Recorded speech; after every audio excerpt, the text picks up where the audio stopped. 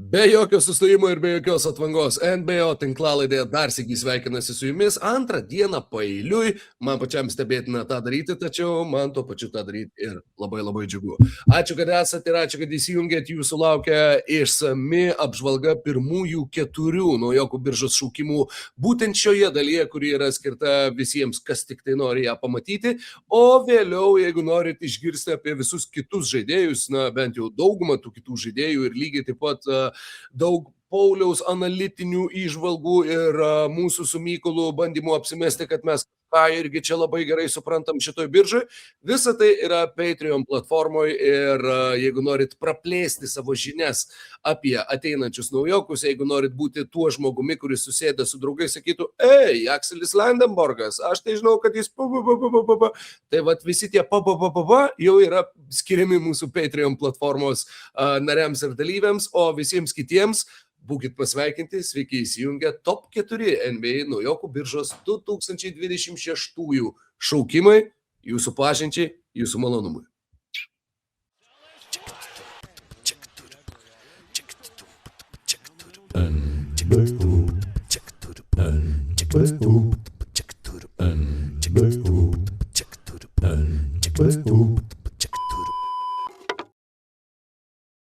Būkite pasveikinti Jonai, Joninos, Džonai, Dženiferės, Juanai, Janai ir visi kiti net ir nesipuošiantys šiuo vardu ir nenešiojantys šio vardo šiandieną.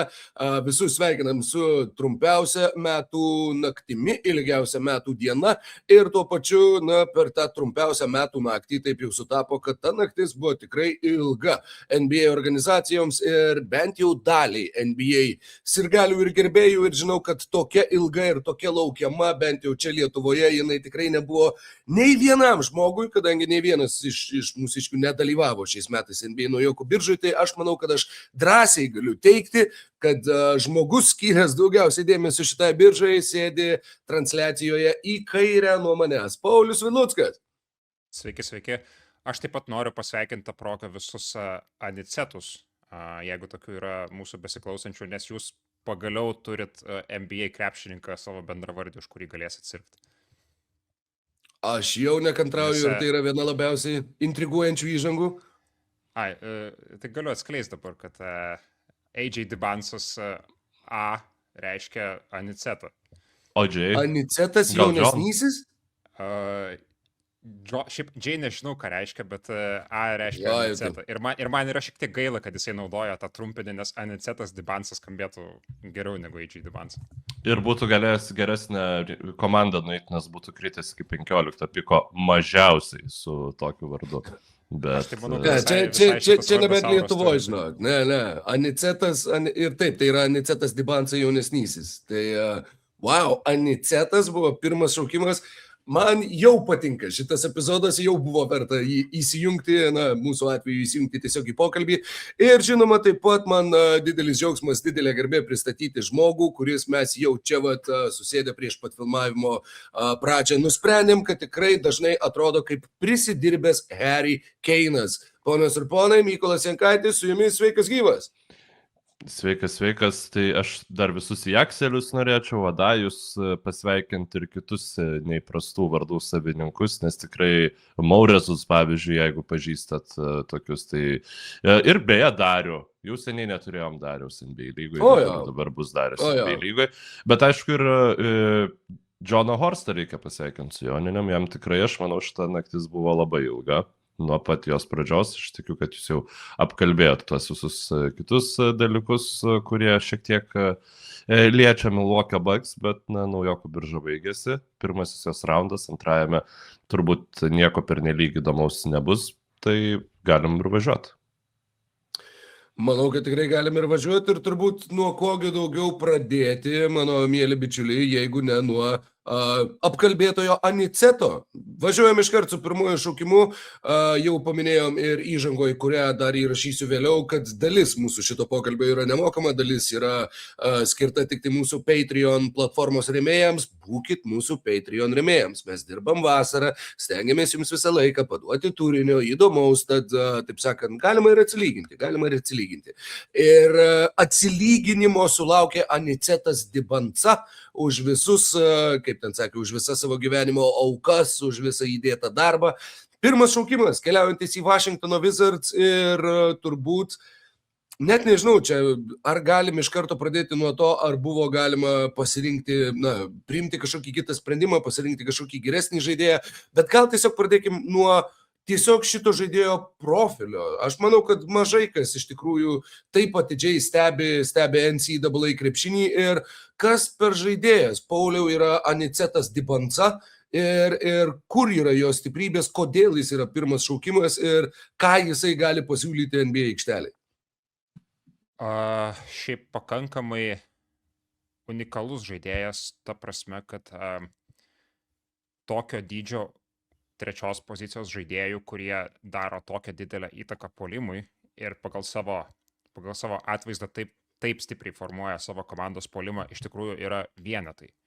Tokių kaip AJ Dibanca, nes jisai yra žaidėjas, kuris pastoviai turi virš 30% usage'o ir tu jį akivaizdžiai imi tam, kad formuotum tą savo komandą būtent aplink tą jo atvaizdą, ar ne? Tai šitas žaidėjas yra iš tų, sakykime, žaidėjų, kurie į NBA ateina kaip tie savo komandos žaidimo stiliaus formuotojai, kaip tie heliocentriniai tokie žaidėjai, jisai išsiskiria tikrai savo atletiškumu. Nes tikrinau ir istorinius duomenis žiūrėjau, nėra kito žaidėjo, kuris savo NCAA sezone, kuris būtų pašauktas ir kuris savo NCAA sezone prieš draftą būtų turėjęs virš 32% usage'ą ir tuo pat metu atlikęs virš 40 dėjimų. Nes čia, sakyčiau, yra tas jo atletiškumas išskirtinis yra, sakyčiau, tas įrankis, kuris jam gali padėti įveikti tokius labiau neigiamus galbūt šito archetipo, šito tipažo žaidėjų trūkumus, tokių žaidėjų kaip Paulo Banchero, tokių žaidėjų kaip RJ Barrettas, tokių žaidėjų kaip Jaylenas Brownas tas pats, nes ne vienas iš jų nebuvo toks atletiškas kaip AJ Dibanca. Bet jo, ką pamatysit su AJ Dibanca, tai yra labai daug žaidimo vidutiniam nuotoliui. Jisai 55% savo metimų pernai išsimetė iš vidutinio nuotolio. Jisai nemetė daug tritaškių. Tai vėlgi, kadangi tu esi Washingtono Wizards, kadangi tu ieškai kažkokios krypties, ieškai aplink ką statytis, tai greičiausiai tas AJ Dibanca stilius ir bus tai apie tai, ką tu statai savo komandai ilguoju laikotarpiu. Aišku, šitam kontekste dabar tas sprendimas pasirašyti 4 metams už labai brangų kontraktą Trae Young atrodo dar keisčiau. Nes aš, pavyzdžiui, nelabai suprantu, kaip jie pasidalins kamuolį. Nes, tiesiog, kam tada tu draftini AJ Dibanca, jeigu tu turi dar Trae Youngą pas save. Pauliau, tugi pats sakei, 32% usage'o, dar lieka 68% usage'o, tai 40 Trae Young'ui ir viskas, nėra, kad ten... Aš suprantu. Usage'as tai yra, tiesiog jisai parodo, kiek tu atakų užbaigi metimais, tai čia nėra viskas.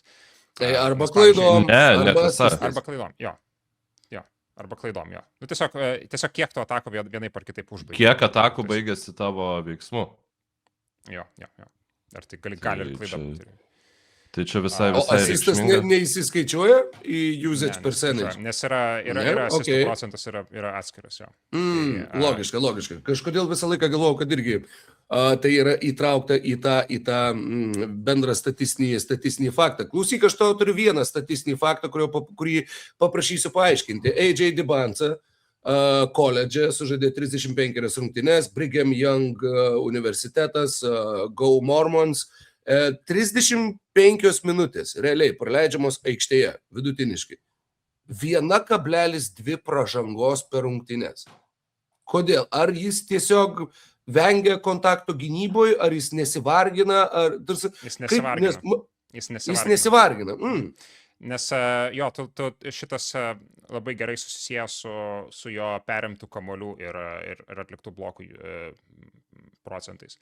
Tuoj palauk pabandysiu paieškoti skaičius, bet jie yra tiesiog labai labai maži kaip tokio atletiškumo žaidėjų, jis turi vos 1,1 blokų procentą ir 1,7 stylų procentą. Tai reiškia, kad šitas žaidėjas, turėdamas tokius duomenis, beveik nesigina.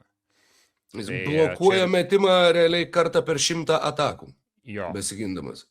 realiai tu turėdamas jo ilgį, jo atletiškumą, tu turėtum būti tas žymiai geresnis low man pagalbininkas, daug aktyvesnis gynybai, bet jis tiesiog nesivargina.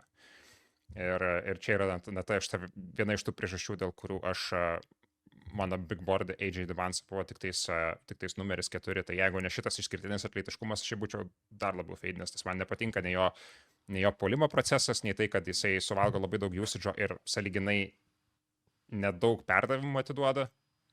Jo, šiaip playmakinimo įgūdis tai yra tas, ką daugiausiai, kaip čia pasakyti, skalpavo, nes irgi su tokiu heliocentriškumu tau ypač neatakuojant daug iš toli, tai tas atrodo playmakinimas sutraukiant žaidėjus arčiau baudos aikštelį turėtų būti natūralus dalykas. Ir man tiesiog baisu, kad pavyzdžiui, na čia jau aišku interpretacijos, bet aš galvoju, kad jis gal jautėsi biškai geresnis negu tas Brigham Young universitetas, kuriame jisai žaidė. Ir aš bijau, kad jis tikrai gali jaustis geresnis negu Washingtono Wizards. Ir čia yra vienas niuansas ir nemanau, kad jis mažai bus pagrindo jam staiga tapti motyvuotam žaisti gynyboje, pradėti vargintis, kaip gražiai Rokas išsireiškia.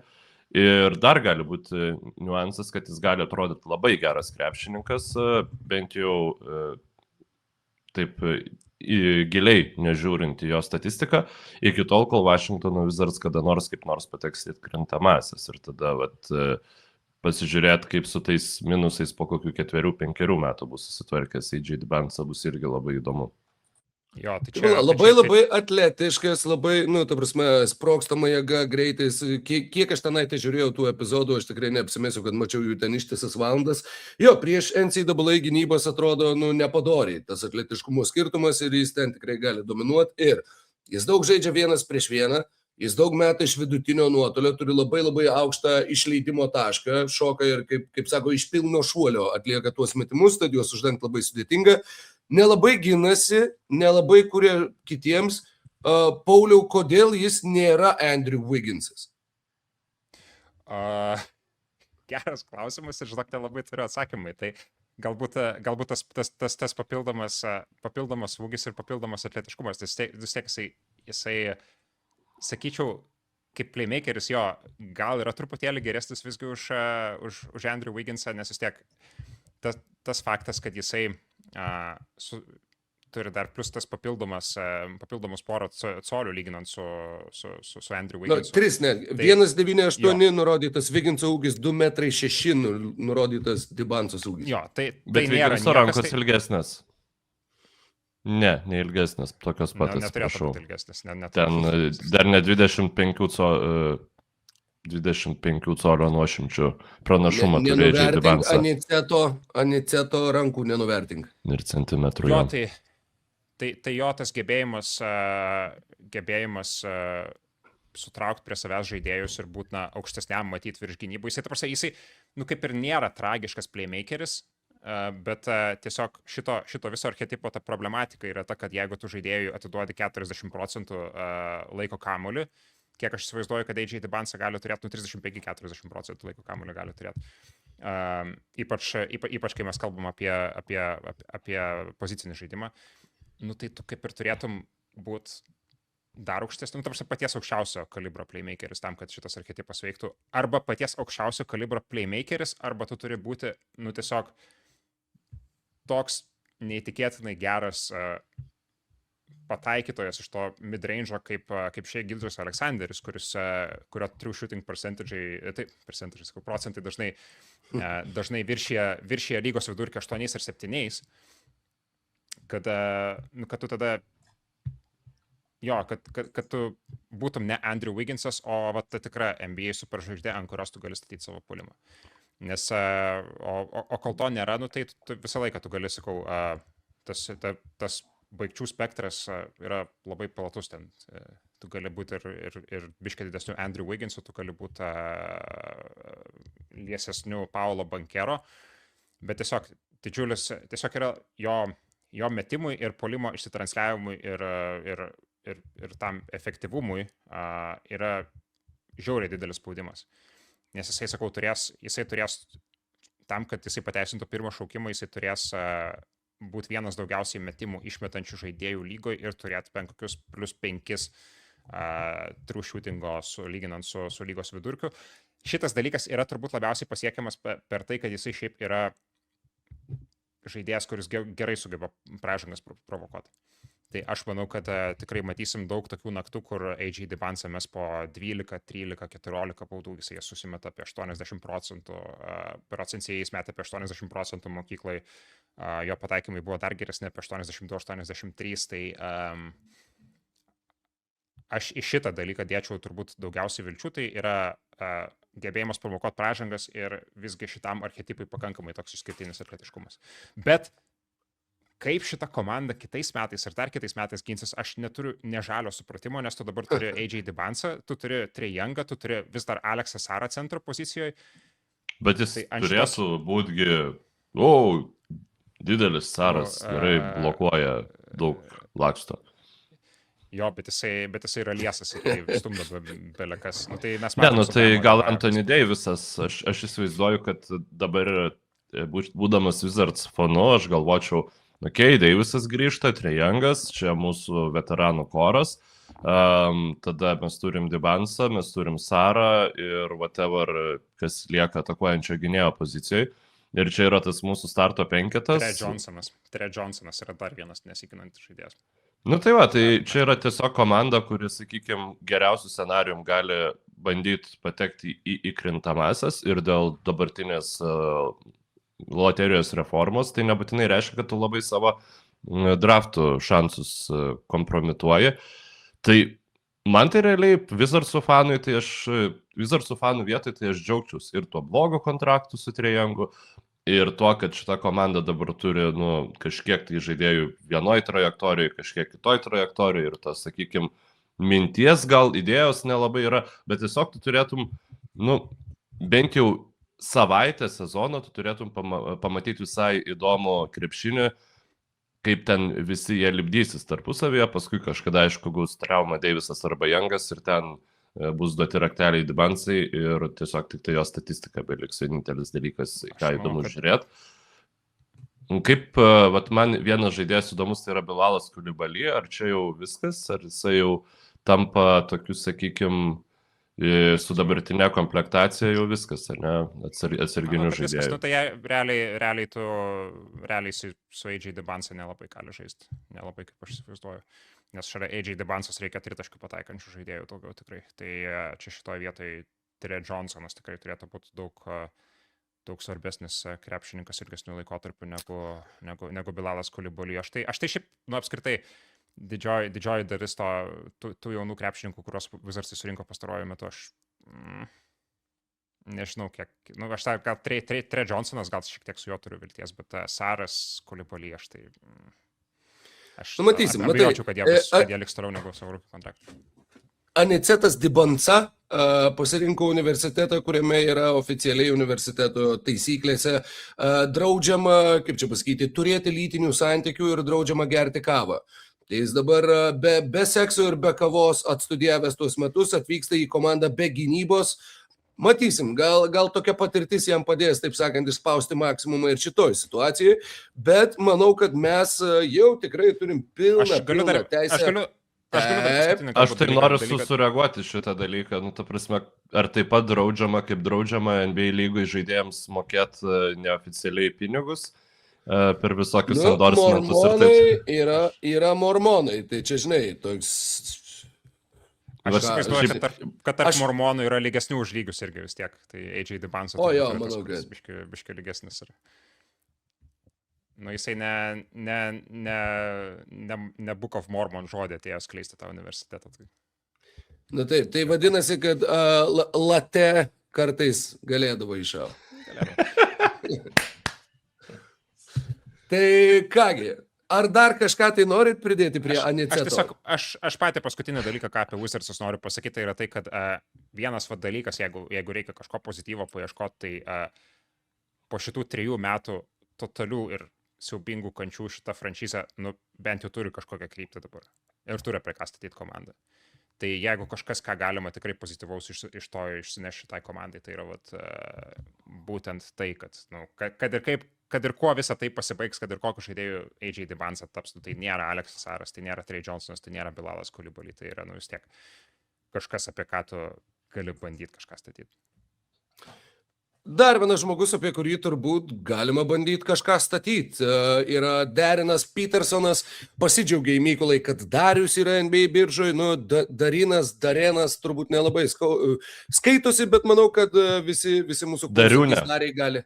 Dariūnė Petersonas. Petersonas, tai čia Petraitis turbūt išeina, toks Petro sūnus. Bet vienaip ar kitaip, antras šaukimas, Utah's Jazz ir šitas atakuojantis gynėjas, taškų rinkėjas, taškų medžiotojas, išskirtinai staigių metimų, vyksta į Utah, nu, kadangi, taip sakant, vis tiek žinom, kad Paulius daug daugiau galės pasakyti apie šitą žmogų, tai man įdomu, Mykolai, ką tu gali, kokias tau mintis kelia, taip sakant, šitą sąjungą, šitas šaukimas, ar šitas žaidėjas, ar šitas Dariūnės vardas? Ačiū, bet aš nenoriu šiaip, nežinau, čia tas pats, kas tipo Maikas Braunas NBA finalų serijos metu. Nu gerai, Jalenas Brunsonas visien gali geresnius taškus padaryti, bet nu vatimk Mikailai Bridgesai kamuolį šitą, tu ten, nors aš visai norėčiau būti Mikailo Bridgesu. Šiaip tai, nežinau, man iš šono žiūrint, aš sakau apie patį Petersoną kaip žaidėją, nu aš manau, kad jeigu ESPN analizė, kad tai yra Jamalas Murray with better defense, čia jo blogiausias outcome'as yra, tai jeigu tikrai taip yra, tai čia 100% jį reikia imti. Bet aš abejoju, kad taip yra, nes aš nemanau, kad jis būtinai better defense turi. Bet tiek AJ Dybantsa dėl to, kad Utah, tiek Boozeris, nes Boozeris buvo Utah's ilgametis krepšininkas, man būtų buvę kur kas... Taip, Boozerio tėvas. Ne tas Boozeris, kurį dabar pašaukė 3 pikų Memphis Grizzlies. Jis nebuvo Utah's ilgametis krepšininkas. Taip. Tai Camerono Boozerio tėvas, jo, ten tokį visai, sakyčiau, nu, kulto herojus buvo šiek tiek Carlosas Boozeris Utah'ai. Ir man jis įdomesnis krepšininkas, bet čia aš manau, kad Utah draftino šiek tiek ir dėl fito. Ir aš nemanau, kad Utah yra toj vietoj, kad kaip franšizė, kad turėdama antrą šaukimą, jinai turėtų savo lengvinti tiesiog darbą ir imti žaidėją pozicijoje, kuri yra mažiau užpildyta negu priekinė linija, kur būtų reikėję įkomponuoti Cameroną Boozerį. Tai va šitą galiu pasakyti. O kas per krepšininkas, tai jau tegul Paulius apie tai pasakoja. Pauliaus. Kaip Mykolo tie pastebėjimai labai teisingi buvo, aš irgi sutinku, kad čia prieš pradedant kalbėti konkrečiai apie patį Dariną Petersoną, kad šitas ėjimas, kurį jie atliko vasarį, kai padėjo 3 pirmo raundo šaukimus už Jareną Jacksoną jaunesnį, juos šiek tiek įspaudė į kampą, nes gavosi taip, kad tu arba... Aš nežinau iš tikrųjų, kaip Utah's viduje, kaip ta komanda vertino Boozerį ir kaip vertino Dariną Petersoną. Jie vertino Boozerį kaip geresnį žaidėją, aš tikrai vertinu kaip geresnį žaidėją, bet pats tas faktas, ne, kad tu prieš kelis mėnesius padėjai 3 pirmo raundo šaukimus ant 4 numerio ir jeigu tu po to pasirinktum Cameroną Boozerį į tą patį 4 poziciją, nu tai atrodytų procesas taip nelabai kaip iš tikrųjų. Tai kadangi AJ Dybantsa, šiaip man būtų tikrai labiau patikę, jeigu AJ Dybantsa būtų atsidūręs Utah'ai negu Vašingtone, nes pats Darinas Petersonas, jisai yra, man vėlgi, aš kai žiūriu tą tokį ilgalaikę perspektyvą, kokius ėjimus Dan Ainge'as padarė per savo karjerą Utah'ai, tai jeigu prisiminsim pirmą vasarą, kai jisai turėjo pilną komandos kontrolę, jisai ką padarė, jisai iškeitė Donovaną Mitchellą. Supratęs, kad turbūt su šituo branduoliu greičiausiai nepavyks titulą laimėti, kad ir kiek jisai daug laimi rungtynių reguliariam sezone. Ir jisai iš dalies buvo teisus, matant, kaip Clevelandui sekasi sunkiai konkuruoti su Donovanu Mitchellu, tose aukštesniuose NBA lentynose, kaip sunkiai sekasi konkuruoti su Donovanu Mitchellu, esant kaip tavo pagrindinių komandos valiklių. Tai Derenas Petersonas, realiai, jeigu taip pažiūrėsim, savo aukščiausiam taške, jeigu išsipildytų geriausias jo puolimo prognozės, tai būtų kažkas panašaus į Donovaną Mitchellą, nes tai yra dar vienas žaidėjas, kuris valgo shot usage kaip tikras gynėjas, bet jisai nesipasuoja kaip tikras gynėjas. Tai man galbūt iš tos pusės šiek tiek keistai tas procesas atrodo, kad... Galiu įsiterpti šitoj grinai vietoj, man taip dabar toptelėjo, aišku, turbūt buvo apsisprendę jau gerokai seniau, bet Jaleno Brunsono ranas iki čempionų žiedų, kiek tai įtakos galėjo padaryti organizacijai, bet būtent vertinant, ar verta tokį, sakykime, gynėjo, nors aišku, Brunsonas gerokai žemesnis, tai čia turbūt gal įkvėpimo nėra labai daug, bet vis vien, toksai, sakykime, Mitchello baimės, dar kažkas, kuriuos tu įvardinai, ir dabar tu matai, kaip Brunsono tokio tikrai heavy usage gynėjo, suprasta gynyba, vedamas puolimas laimi žiedus, tai gal čia tai galėjo šiek tiek įtakos turėti tokiam drąsiam sprendimui. Čia galbūt du pastebėjimai būtų, kad jeigu Utah ieško pigaus Jaleno Brunsono variantą iš žemesnės lentynos, tai jie jau turi, tai yra, jis turi vardą Keontae George'as, į kurią yra pakankamai nemažai investavę, nes aš kaip suprantu, tie visi ėjimai irgi tą patį Jareną Jacksoną jaunesnį nusipirkti ir už tikrai brangiai, už 3 pirmo raundo šaukimus, buvo tam, kad apsaugot Keontae George'ą, kuris yra vienas blogiausių gynybos žaidėjų viso NBA šiuo metu. Tai ta mintis turbūt buvo, turėsim Jareną Jacksoną jaunesnį, turėsim Walkerį Kesslerį, tai jisai padės mums gynybai, kai žaidžia Keontae George'as.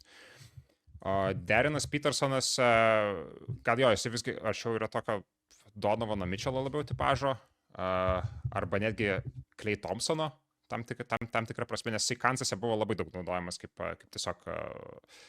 Nebūtinai kaip spot-up shooteris, bet toks metikas, kuris iš pindaunų išeina, iš flerinių užtvarų ir panašiai.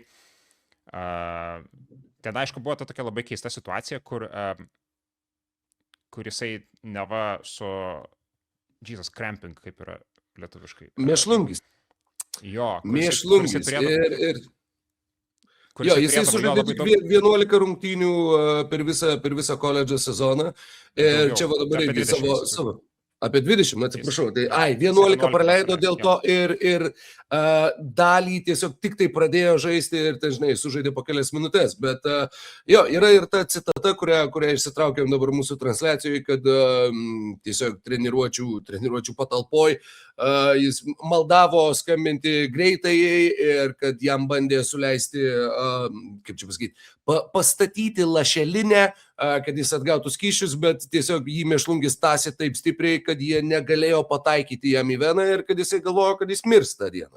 Ir ta situacija dabar yra aiškinama kaip kreatino didžiulių dozių sukeltas šoninis efektas, kaip pašalinis efektas. Jėzau, kiek daug tų vertimų turim visokių, kai kalbam, galvoji, pusiau vieną kalbą, kalbi, pusiau kitą kalbą.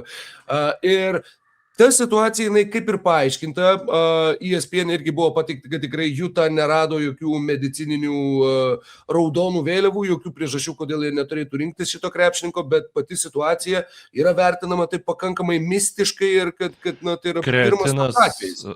Kretinas, jeigu ką, yra toksai kaip pirmas papildas, kurį rekomenduoja visiems sportuojantiem, kurie nori užsiauginti kažkiek daugiau raumenų. Žodžiu, tai jokių būdų nėra kažkoks ten steroidas ar panašiai, bet tiesiog toksai, papildas ir jo galima pernaudoti ten, nes pradžioje jisai duoda labai didelį rezultatą, nes dažniausiai kiek paprasto žmogaus organizmui jo norisi daugiau.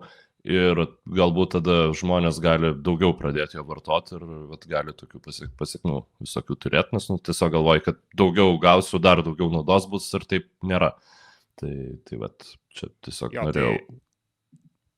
Tai Petersono gerbėjai, Petersono šalininkai labai stipriai buvo ant šitą užsikabinę, kad jo žaidimo stilistikos pokyčiai lyginant su to, kaip jis žaidė mokykloje, jie ir buvo sąlygoti šitų fizinių problemų, jisai buvo priverstas mes daugiau tritaškių, jisai galėjo mažiau prisiveržtis po krepšiu. Nežinau, aš taip pats asmeniškai kažkaip prieš šitą sezoną galvojau, kad Petersonas yra, nežinau, nenoriu sakyti naujas Kobe Bryantas, bet kažkas į tą pusę. Šiaip per šitą sezoną stipriai labai pasikoregavau savo lūkesčius, bet jisai mano antroje vietoje big board'e liko daugiausiai dėl to, kad jisai gynėjas yra pakankamai geras.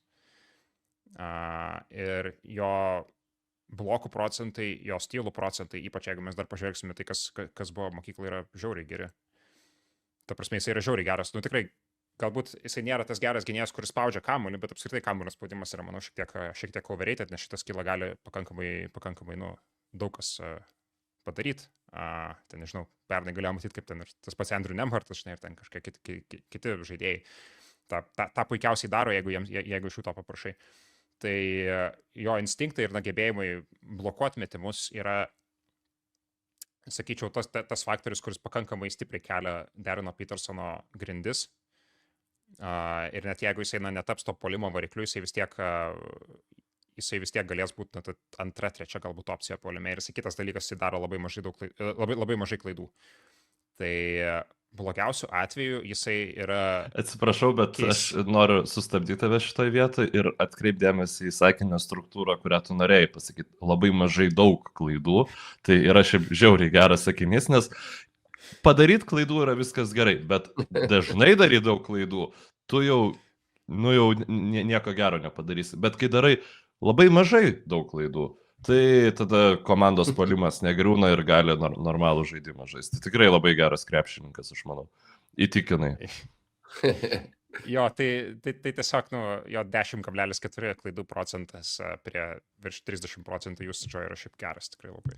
O galiu aš tavęs paprašyti, kai vardini šitus skaičius, pabandyk, kažkokį palyginimą arba bendrą lygos vidurkį, arba kažką, jeigu turi po ranka, žinai, pasakyti, arba kad ir su tais pačiais, jei atsimeni kitus prospektus, žinai, palyginti, nes pats savaime paprastam klausytojui arba man 10%, jisai, gerai, tu sakai, kad jis yra geras, man sakytum, kad 15 yra geras, aš irgi sakyčiau, gerai, gal turbūt ir geras. Kasparas Jakučionis pernai turėjo 25% klaidų, tai galima pačiam pagalvoti, kur 20%. Žaidėjas, kuris nulėmė tai, kad Janis Antetokounmpo Bostone, o ne Miami'e žais. Čia, tai va, tikrai. Bostone, o ne Miami'e. Taip. Jo, tai pavyzdžiui, jeigu taip istoriškai pažiūrėjus, tai yra tokie, kiti klaidų ribotojai, kur panašus kaip Mikėlas Bridgesas, Jay Crowderis, Julianas Champagny ir panašus krepšininkai. Tai čia, sakyčiau, yra kažkas, į ką galbūt Derinas Petersonas, jeigu jisai nebus tas puolimo variklis, į ką jisai galėtų būti panašus. Aišku, Julianas Champagny gal nelabai, nes tiesiog Julianas Champagny yra žiauriai geras kovotojas dėl atšokusių kamuolių, Derinas Petersonas nelabai. Bet kažkoks, hibridas galbūt galėtų būti iš tos pusės. Bet šiaip man tiesiog, Jutai, aš dabar žiūriu tą Jutos komandą ir aš nelabai suprantu, kas toj komandai kamuolį varysis, apart Kionte Džordžo. O tai Petersonas negali varytis kamuolio? Jisai gali mest kamuolį. Bet ta prasme, jeigu jisai turi būti Damianas Lillardas arba geriausiu atveju atletiškesnis arba Jamalas Murrayus atletiškesnis blogiausiu atveju. Jisai nėra Jamalas Murrayus. Tai ką čia dabar man tas ESPN'as sako, jie nesupranta, ką daro? Nežinau, ką jie sako. Jo, ESPN'as sako Jamal Murray with better defense arba Damian Lillard with better tools, kad ir ką tai bereikštų, žodžiu. Nagingesnis Damianas Lillardas yra highest end comparison'as. O koks tavo? Lillardas yra vienas daugiausiai savo metimų susikuriančių žaidėjų buvo savo pike NBA lygoje. O Derenas Petersonas, tai jo apie 90% tritaškių buvo asistuoti. Tai čia net nelabai yra. Tai dar šiaip Devinas Bookeris yra toks kaip palyginimas, gal jis labiau tiktų? Devinas Bookeris yra, bet Devinas Bookeris galbūt daugiau savo laiko ir didesnė dalis jo žaidimo yra ne prie tritaškio linijos, o midrange. O Derenas Petersonas išmesdavo po 13 tritaškių per 100 atakų, kas šiaip yra labai daug. Pavyzdžiui, galim palyginti, Trae Youngas apie 15 išmesdavo gal koledže. Tai čia yra... Tai gal... Jo, gal pakalbam apie tą Utah's Jazz dabar komandą, kas joje yra. Vat, Rokas jau paruošė nuotrauką prieš geras 15 minučių. Šią kokius 3 kartus jau išleidau per anksti šiek tiek. Ir iš esmės tai, tokių labai daug į puolimą orientuotų krepšininkų, bet jo, kaip tu ir sakei, jeigu Petersonas negali juo būti, tai tokio žaidimo kūrėjo išreikšto kaip ir nėra, ar ne? Yra 2, bet abudu yra neoptimalūs. Tai Keontae George'as vienas yra, kitas yra Isaiah Collieris. Tai nėra turbūt tie žaidėjai, su kuriais tu tikėsi į playoffus patekti. Aš kaip sakau, Jazzai labai daug atrodo suinvestavę būtent ne į ką kito, būtent į Keontae George'ą, nes jeigu tu darai ėjimus tam, kad kurie būtų skirti apsaugoti šitą žaidėjo gynybai. Ne, tu gal tiesiog atlieki ėjimus, kurie stiprina tavo gynybą. Ar tikrai tu atlieki ėjimus būtent dėl to, kad tu orientuojasi tik į savo vieną krepšininką? Tai galimybė pasimti gerą žaidėją gynybai, tu stiprini savo gynybą. Aš nemanau, kad tai yra, mes turim vieną žaidėją, todėl dabar, ne, tu tiesiog nori komandos geros gynybos. Bet jeigu tu turi, jeigu tu pradedi daryti win and now ėjimus, ar ne? Skirtus iš karto dabar pats sustiprinti savo sudėtį. Ir žinodamas, kad tu turi... Tiki, kad tu dabar turėsi dar vieną aukštą top 4 šaukimą, atsižvelgiant į tavo rezultatus, ar ten top 5, top 6, neatsimenu, jie šoko į viršų truputėlį loterijoje, bet vis tiek tu irgi lygiai taip pat kaip Washingtono Wizards, tu pasiekei tą tašką, kur yra viskas, tau jau reikia bandyti laimėti ir tu turi vis tiek kažkokį tą ilgalaikį 4 metų planą, per kurį tu ir bandai, per, nežinau, pirmus 3 sezonus susidėlio tada dar pasikviesti porą žaidėjų ir tada jau nebesodint žaidėjų ant suolo svarbiose rungtynėse, o tiesiog bandyti eiti žaisti vardan pergalių. Tai man atrodo, kad čia yra pagrindinis katalizatorius, kodėl tie ėjimai buvo atliekami. Čia galbūt ta esmė yra, sakau, kad Keontae George'as yra vienintelis žaidėjas, kuris šitoj komandai gali kamuolį pasivaryti normaliai. Pick-and-rollus pažaisti, pasukti žaidimą. Tai man galbūt tas principas, kad jeigu ar ne, tu jau šituo momentu pradedi daryti tos win and now ėjimus, tu vadinasi, tu turi tikėti tais žaidėjais, kuriuos jau tu turi. Ir ypač, kai tie ėjimai yra orientuoti į gynybos stiprinimą, o tavo variklis yra, puolimo variklis yra labai silpnas gynybai, tu kažkaip jau galvoji tada, kad šitą komandą su šituo žaidėju sieja pakankamai didelės viltis.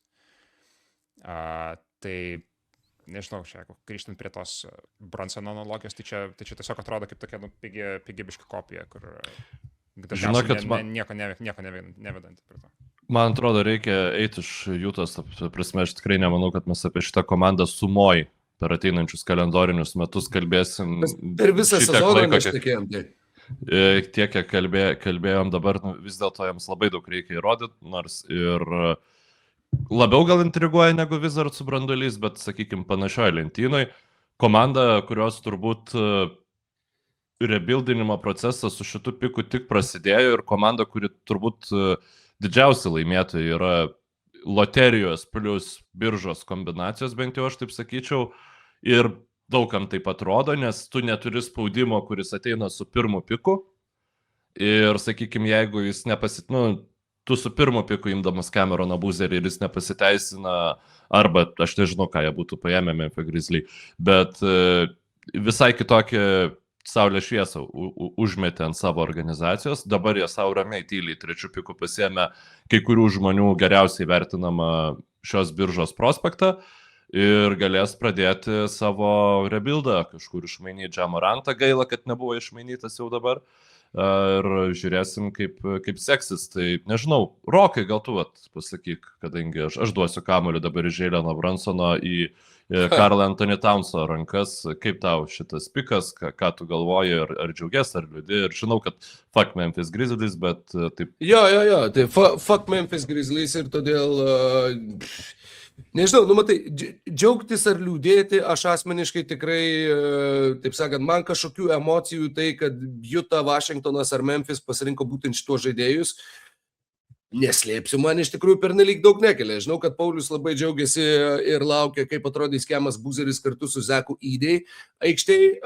Įdomu tai, kad Buzeris žaisdamas Duke ir inicijuodavo kartais derinį 2 prieš 2 pats. Tai yra žmogus, kuris gali kontroliuoti kamuolį, žmogus, kuris mato aikštę, pasižymi labai tvirtą stovėseną, gera kova dėl atšokusių kamuolių ir žmogus, kuris tikrai atrodo labai, žinai, ne visi antros kartos krepšininkai atrodo lyg ateitų su kažkokiu krepšiniu išmanymu iš ankstiniu jau į savo naujoko sezoną, bet Cameronas Buzeris man sudaro būtent tokį įspūdį, kad tu tarsi turi kažkokią edukaciją iš ankstinę tuo klausimu ir tiesiog suvoki žaidimą, matai žaidimą, skaitai žaidimą daug geriau negu dauguma apskritai tavo amžiaus, o juo labiau tavo pozicijos žaidėjų.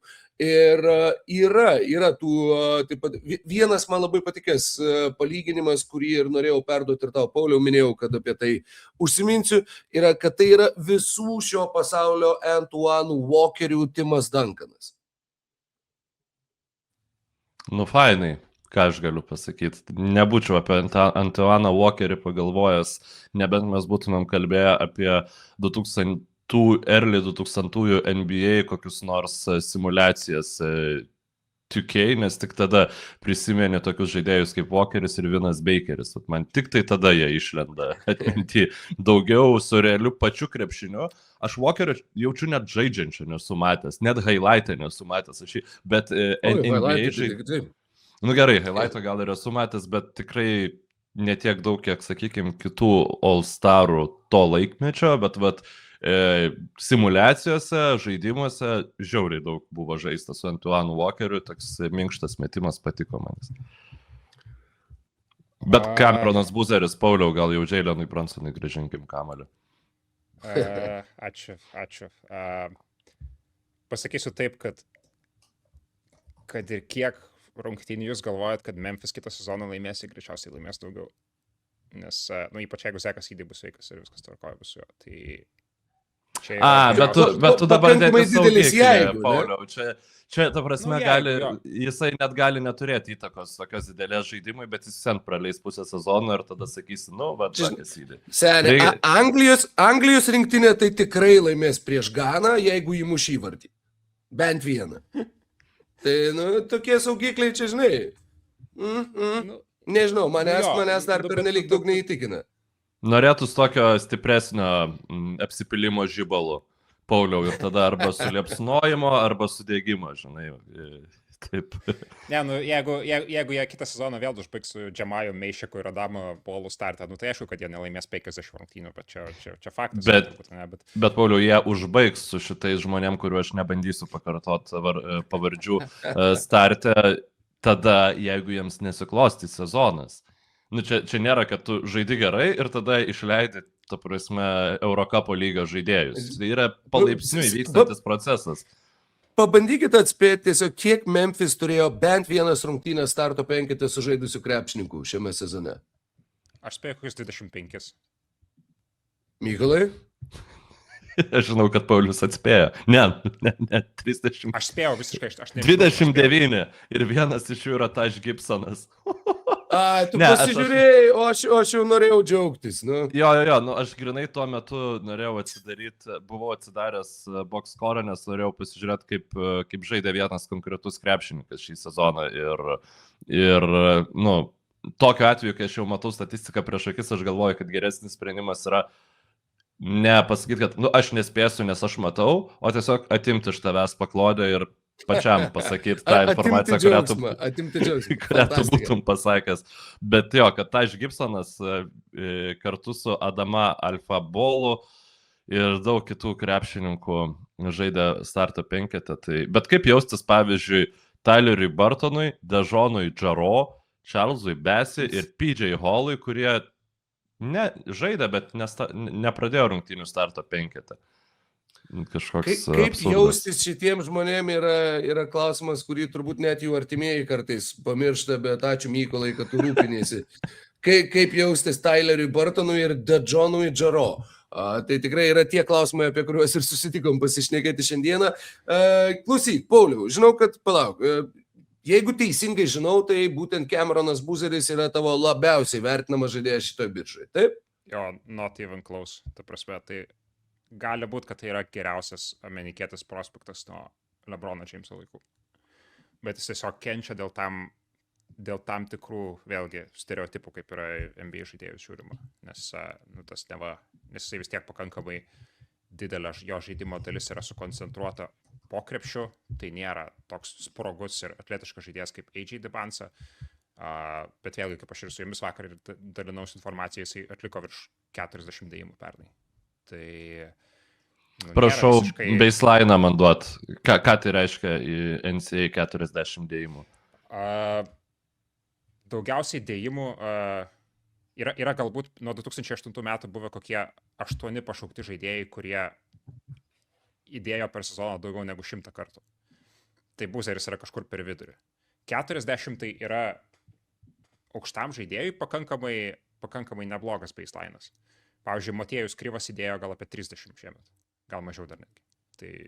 Tai toks jau irgi, kur aukštesnis centras, bet galbūt tiek nepašokantis tiek daug.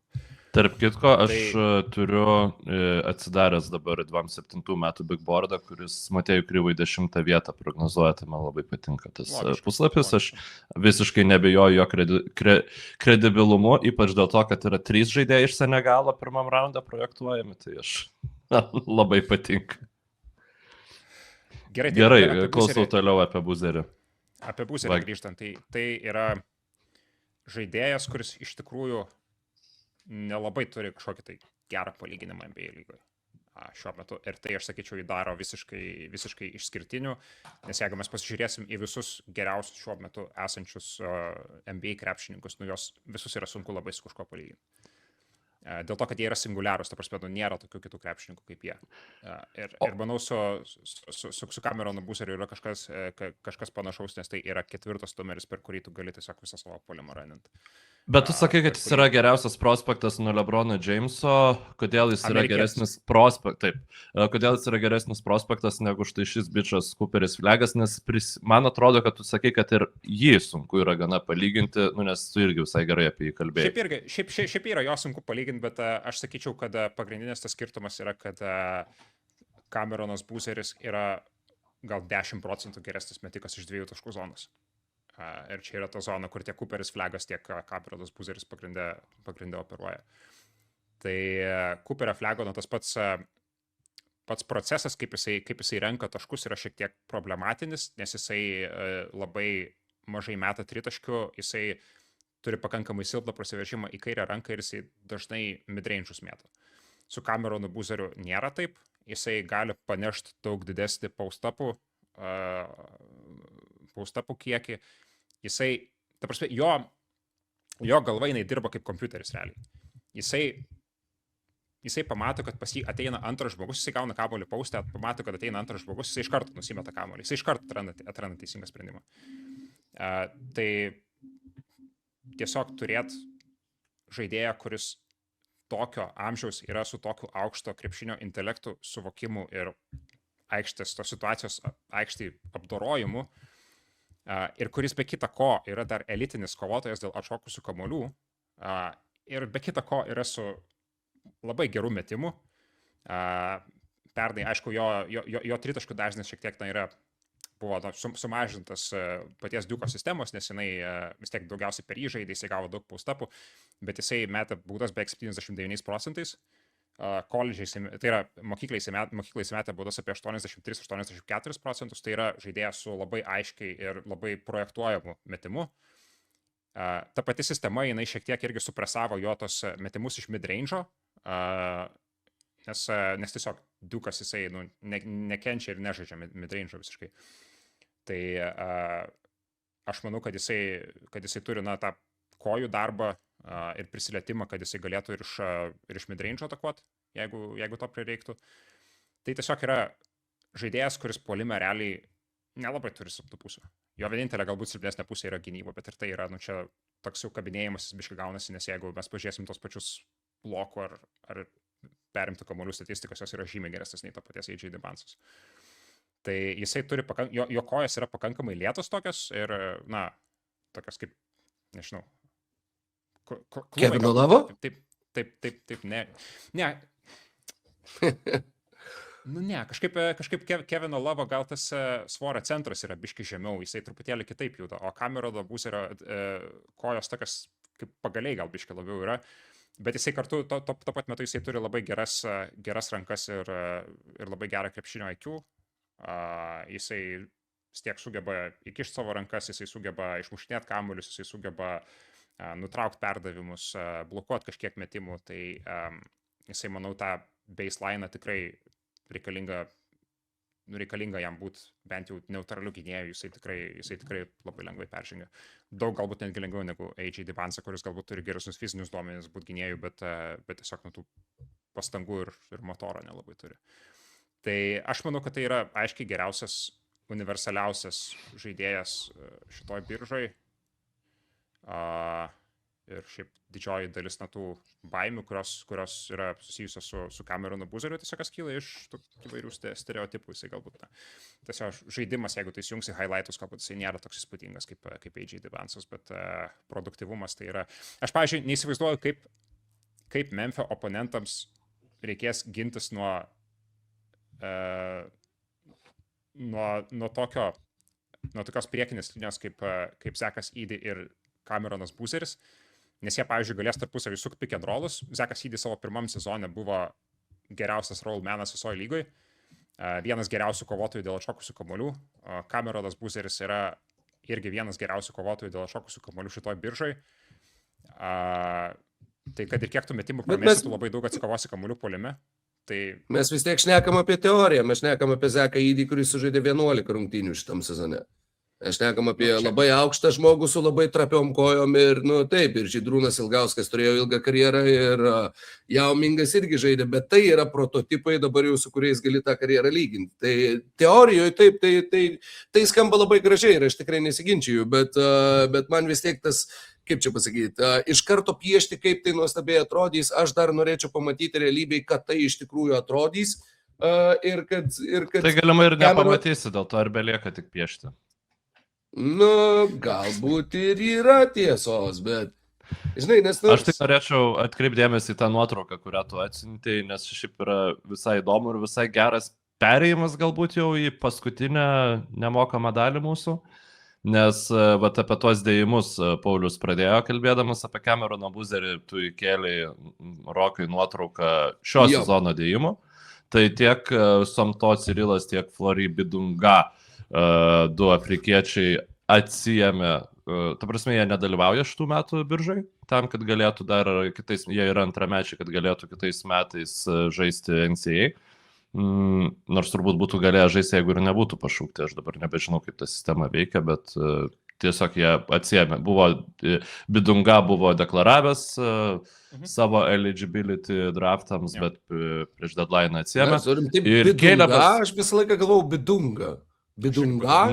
Jeigu tave, ta prasme, jeigu tu taisytum lietuviškai, nežinau kaip yra originalo kalba, bet lietuviškai tai turbūt Bidunga reikėtų sakyti dažniausiai, nes jeigu yra net Ibaka, tai Bidunga. Atgal net Bidunga turėtų. Ok, bet čia jau yra galės jisai tapti gerų krepšininkų ir pats visiems pasakyti, kaip jo pavardė tarėsi teisingai. O Calebas Wilsonas yra vienintelis freshmanas šitam top 20-uke ir jisai keliauja į Chicago's Bulls.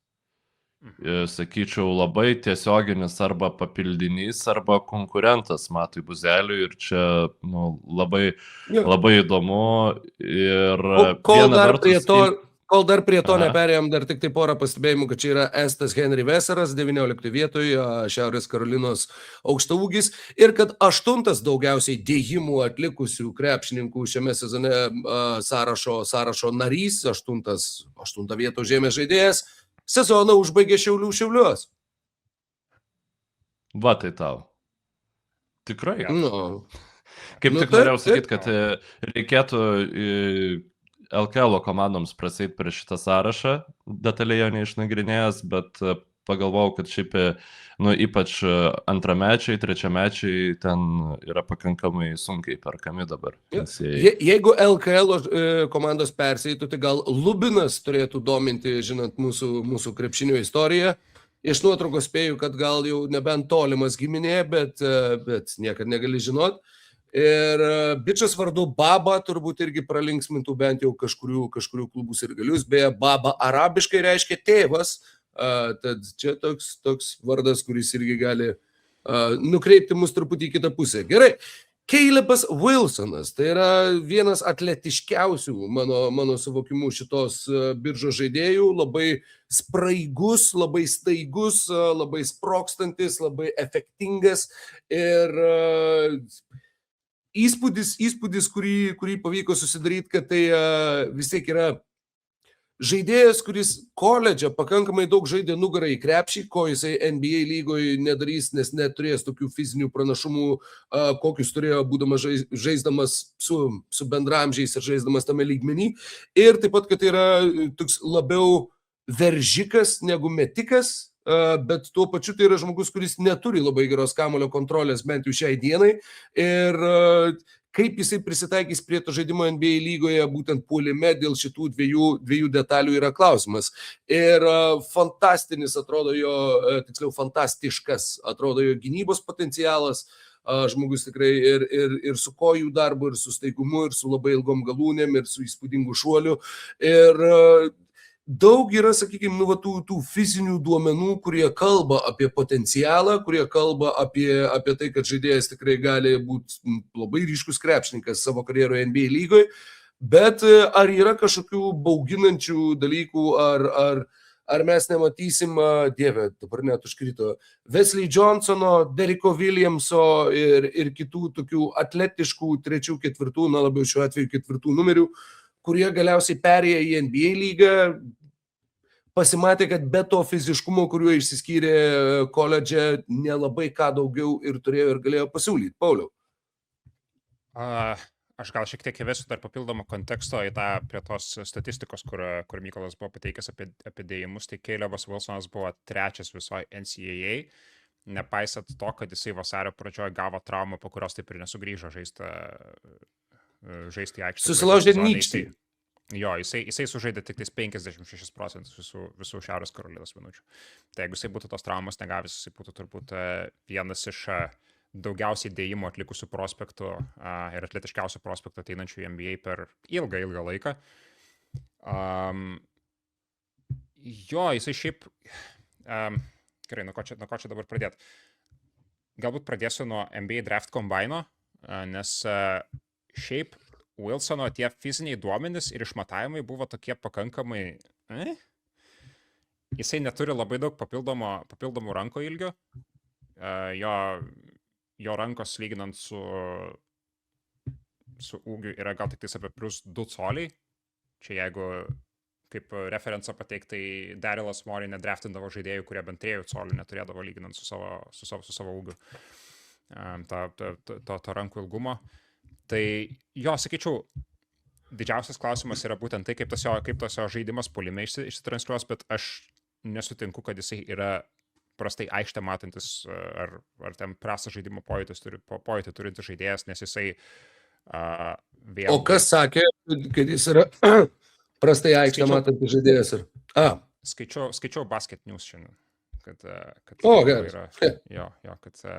Kad kažkokį vertimą pasidarė, kad tai ten prastus perdavimus atliekantis ir kažkas tokio. Tai jisai atkreipsiu dėmesį į tai, kad Šiaurės Karolinos universitetas turėjo tragišką gynėjų liniją ir labai daug to puolimo kūrimo buvo permesta būtent ant Calebo Wilsono ir to paties Henry Vesaro, kuris irgi yra šių metų drafte, nepaisant to, kad jisai yra junioras ir galėjo dar sugrįžti metams į mokyklą, jisai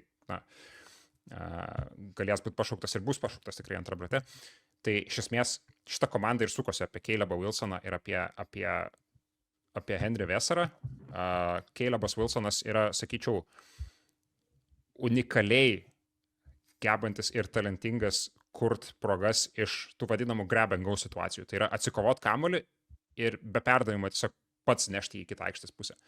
Ir tai yra žiauriai naudingas įgūdis per tą pusę, kad jisai kūrė labai daug galimybių tranzicijai, o Bullsai, nežinau kaip bus dabar, kai pasikeitė treneris, kai pasikeitė vadovybė, bet Bullsai buvo viena iš dažniausių tranzicijos komandų, tai kai tu žaisi su to pačiu Joshu Giddey, čia turėtų būti didžiulis pranašumas tiesiog turėti tokį žaidėją, kuris ir pats kūrė tas tranzicijos galimybės, ir pats jas labai gerai bėga, jisai gali būti ir kaip tų tranzicijos galimybių kūrėjas, ir kaip užbaigėjas. Tai čia ta prasme tai yra tikrai labai įdomus fitas Čikagoj. Jisai šiaip yra pakankamai liesas, tai aš tai įsivaizduoju kaip, nes jo tas žaidimo stilius koledžiais tai turbūt buvo artimesnis 5 numeriui negu 4, bet jo fiziniai duomenys jam tikrai neleis žaisti 5 numerių, arba jeigu ir leis žaisti tikrai labai nedidelę laiko dar ir specifinėse line-upuose tik tai. Tai realiai Bullsai vis dar tebeturi didelę skylę centro pozicijoje, pasišaukė šitą žaidėją, bet tai buvo geriausias žaidėjas, kurie galėjo pasimti 4 šaukimu, ir tai, man atrodo, visiškai logiškas pikas. Tai tiesiog bus labai įdomu žiūrėti, nes Brysonas Grahamas, atėjęs naujas Chicago's Bulls GM-as, jisai taiko tą vadinamą slap filosofiją. Tai S reiškia size, L reiškia length, A reiškia athleticism, P reiškia physicality. Jo, tai okay. Calebas Wilsonas labai šitą atitinka, ir atitinka šitą irgi jų 15 šaukimas Dalinas Swainas. Bet man tokia dabar įdomi situacija gaunasi, ir kas čia įdomi irgi liečia Matą Buzelį, kad šitose pozicijose dabar yra labai daug žaidėjų. Tu ten turi Matą Buzelį, tu ten turi Calebą Wilsoną, turi Noah SNG, turi Daliną Swainą ir dar kažką berods, palauk, viskas man rodos jo. Patriką Williamsą.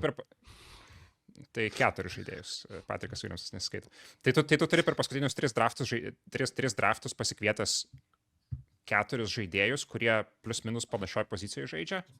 Vienas iš tų žaidėjų yra Matas Buzelis, tai bus labai įdomu stebėti, kaip keičiasi pasikeitus Chicago's Bulls vadovybei, tas jų požiūris į Matą Buzelį, ar jie jį tebe mato kaip savo kertinį franšizą žaidėją. Nes Calebas Wilsonas vis tiek jo lubos yra turbūt aukščiau negu Mato Buzelio. Vis dar tikiu, kad nuo SNG lubos irgi turbūt yra aukščiau negu Mato Buzelio. Tai kaip Tegul sužaidžia pirmą, o paskui į lubas žiūri. Kai dar turi Daliną Swainą, tai žiūrėsim, kaip čia viskas atrodys, nes šita sudėtis dabar atrodo pakankamai keistai, nes aš nematau žaidėjo, kuris galėtų mesti tritaškius. Ir kuris galėtų ne tik mesti tritaškius, bet būti tas, kuris savo kuriasi tritaškius ir padeda didinti tą išmetamų tritaškių dažnį, nes tai nėra Joshas Giddey, tai nėra Dalinas Swainas, tai nėra Matas Buzelis, jie visi yra arba po nedaug tritaškių metantis, arba jie yra žaidėjai, prie tritaškio varžovai taiko pasyvę gynybą. There's no shooting in slap, come on. Jo, slap. Jeigu jau važiuojam pilnai, tai tada važiuojam pilnai, žinai. Tai, bet aišku, kad tas aikštės išplėtimo faktorius tikrai atrodo klausimas, juo labiau vakar su tavimi ir aptarėm Niko Claxtono atvykimą į Čikagą, kuris tikrai yra priešingas žaidėjas aikštės išplėtimo savokai. Ir jo, ta situacija yra tikrai įdomi, kad, žinai, Calebo Wilsono, ką tik žiūrėjau, taip, Calebo Wilsono atveju čia yra ta situacija turbūt, kur tu ir tiesiog renkiesi geriausią tau prieinamą žaidėją toj vietoj, kurioje tu turi savo pasirinkimą, ir visą kitą tu spręsi vėliau. Tai įdomu ir sakau, tas klausimas tikrai yra, kaip juos sutalpinti su Matu Buzeliu kartu, ar kaip atrodys ir nuo SNG šiais metais, žodžiu, visi tie dalykai, apie kuriuos tu kalbėjai. Ir įdomu, kad Matas Buzelis turbūt šiuo metu iš visų tų žaidėjų yra geriausias metikas šiai dienai. Ir tada tuo pačiu kyla klausimas, ir geriausias žaidėjas šiai dienai. Visiems daugiausiai užsirekomendavęs. Aš tai dar kol kas taip nepergyvenčiau, nes jisai yra labai liūdnos franšizės vienintelis šviesulys buvo šį sezoną, ir tai užtarnauja tam tikrą statusą, tam tikrą pagarbą, ir nemanau, kad tai paleis. Aišku, geriausiai jis atrodė 4 numerių žaisdamas, trečioj pozicijoje jo kojos yra pernelyg ištiestos. Tommy P iš karto sakė. Jo, taip, be kita ko reikia pripažinti, net kai mes ten piešiam atakuojančių gynėjų, ar ne, ar kažkokia, tu čia toks didelis, įdomus labai. Vis dėlto geriausiai jis tikrai atrodo dabar 4 numeriu, ypač atsiradusi shot blockingo ta galimybė, metimų, tiesiog lanko saugojimas, blokai, kalbant lietuviškai, tai jis yra puikus papildymas prie vidurio puolėjo, kaip ir Calebas Wilsonas atrodo, kad gali būti, nei vienas iš jų netrodo, kad geriausiai jaustųsi tuo 3 numeriu. Aišku, Chicago's Bulls dabar lūkesčiai nėra tiek, kad taip taptų didelė problema, bet jeigu mes kalbam apie komandą, kurioje abu šie krepšininkai žaistų laiminčioje atkrintamųjų serijoje, tai jau reikėtų bent vienam iš jų gerokai pakeisti tai, kaip jie dabar prognozuojami, kad patobulėti abiems reikia, tai čia faktas. Bet reikės šiek tiek ir pasitransformuoti, man atrodo. Nežinau, man tai šiek tiek neramina Mato Buzelio perspektyvom, ką tai reiškia, nes jeigu mes darom prielaidą, kad Matas Buzelis yra 4 numeris ilguoju laikotarpiu, tai Calebas Wilsonas visiškai šitą poziciją ateina. Ir jisai yra pagal daugelį parametrų, įskaitant aikštės matymą ir kovą dėl atšokusių kamuolių, jisai yra tikrai geresnis žaidėjas už Matą Buzelį. Bet aš tai sakysiu, kad Calebą Wilsoną turėtų neraminti, kad Matas Buzelis žaidžia 4 numeriu. Nu, ta prasme, jisai tikrai padarė didelį darbą užsirekomenduoti NBA franšizai. Jeigu Buzelis būtų išmainytas, pavyzdžiui, dabar į Bucksus ir Bucksai paimtų Calebą Wilsoną, aš kur kas daugiau nerimaučiau negu dabar. Aišku, pasikeitus yra franšizė. Ne, šituo atveju, tai žinok, nemanau, nes būtent yra pasikeitusi franšizės valdyba, yra pasikeitęs vyriausiasis treneris ir čia, žinai, kad viskas iš naujo. Šūdinoj Bullsų komandoj visai simpatiškai atrodė, nemanau, kad tai yra kažkokie jau, žinai, didžiuliai antpečiai ir nuopelnai, dėl kurių tau kažkas suteiks kažkokios papildomos laisvės ar į tave kažkaip tai kitaip žiūrės. Tai šituo atveju nemanau, bet manau, kad vis tiek jie bandys sutalpinti abudu ir Buzelį ir Wilsoną, spėčiau, kad į starto 5, nes tai būtų logiškiausias variantas ir tiesiog žiūrės, ką turi su šita jauna komanda, kuri pagaliau yra jauna komanda. Valio. Nu, Chicago dabar yra tokioje stadijoje, kai jie gali eksperimentuoti daug, tai turbūt pamatysime ir Calebą Wilsoną 5 pozicijoje. Visi jauni gali daug eksperimentuoti. Jauni buliai ypač. Aš apie tuos dėjimus, aišku, ta prasme smagu, kad Calebas Wilsonas daug dėliojo, kiek mačiau, iš tų, sakykime, nežinau, 10-15 gal žaidėjų, kurių video žiūrėjausi prieš biržą, man jis tokio didelio įspūdžio, kad tiesiog baimintis, trūks plyš, nes Buzelis pateisino savo lūkesčius, jis juos viršė.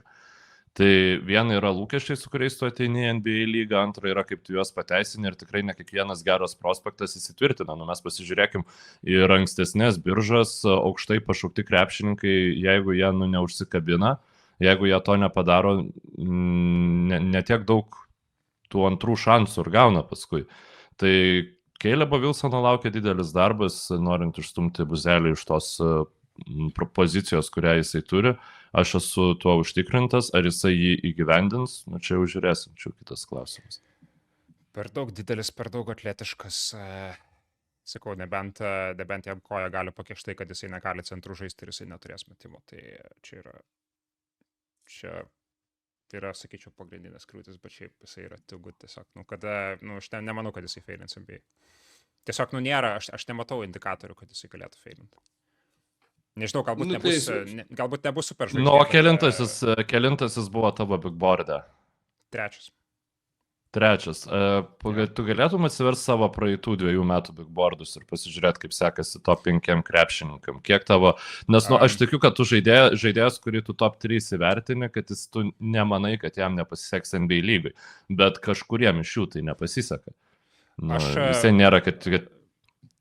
Aš dabar per daug savo 24 metų bordą nenoriu žiūrėti, nes tiesiog jisai yra padarytas visiškai kitų principų ir visiškai kitokio procesų, negu aš darau dabar savo big boardus. Aš realiai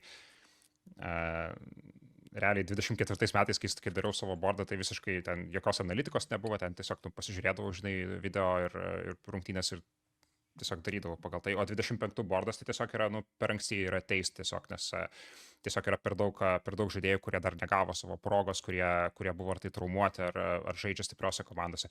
Tai prasme, kad tu normaliai įvertintum, kaip tavo big boardas pasirodė, tai tu turi palaukti tokius 4-5 metus bent jau. 4 kaip minimum. Tai čia dabar sakyt, pavyzdžiui, pavyzdžiui, dėl to sakyt, kad pernai kažkas ten į savo top 3 įrašė Kamaną, Maluošą ir prašovė dėl to, tai čia būtų didžiausia nesąmonė, nes jis tiesiog žaidė stiprioj komandai su stipria centrų rotacija ir jis tiesiog neturėjo progos. Faktas. Tai matai, kaip su big boardais, taip ir iš esmės su pačiais naujokais. Dauguma atvejų tu tikrai juos galėsi vertinti jau kažkaip apčiuopiamiau, tik tai po tų bent jau 3, o labiau tikėtina 4 ar netgi daugiau sezonų, kuriuos tikėkime, kad jie praleis NBA lygoje ir to laiko nemažai praleidom ir patys, kalbėdami apie šituos pirmus 4 žmonės, o dar šitiek daug žmonių liko apkalbėti, kad jeigu jau norit išgirsti, kaip visą tai skamba ir kokias klaidas padarė kurios organizacijos ir kas kaip tik atrodo, kad žengia didelius žingsnius į priekį šioje naujokų biržoje, mes kviečiam jūs dar sykį tapti mūsų rėmėjais ir išgirsti visą likusią šio pokalbio dalį, būtent Patreon platformai. Jūsų ir lauksime ten. Ačiū, kad esat ir iki pasimatymo Patreon.